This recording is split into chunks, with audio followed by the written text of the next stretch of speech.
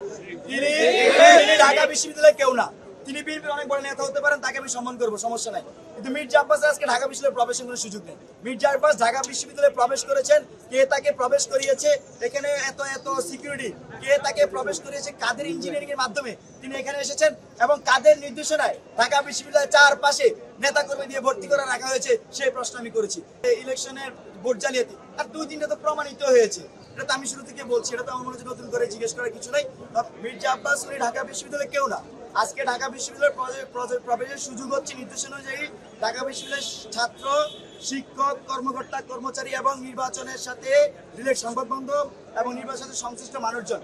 মির্জা আব্বাস ঢাকা বিশ্ববিদ্যালয় আজকে যে ডাকসু নির্বাচন, তার সাথে কোনো কিছুর সাথে সংশ্লিষ্ট না, কিন্তু তিনি আজকে এখানে প্রবেশ করার মানে একটা ভিন্ন মেসেজ ঢাকা বিশ্ববিদ্যালয়ে যাচ্ছে, দেশবাসীর কাছে যাচ্ছে, এটা খুব স্পষ্ট। সেখানে খুব বেশি কোশ্চেন করার আমার কাছে সুযোগ নেই। তো আপনার, আমি তো শিবির কি বলেছে সেজন্য আমাকে সেটা বলতে হবে, ছাত্রদল কি বলেছে সেজন্য তার কথা আমাকে বলতে হবে, এটা না। আমি যা জানি, আমি যা দেখেছি, আমি যা সারাদিন যেটা আছে সরাসরি প্রমাণ আছে, সে বিষয়ে কথা বলছি।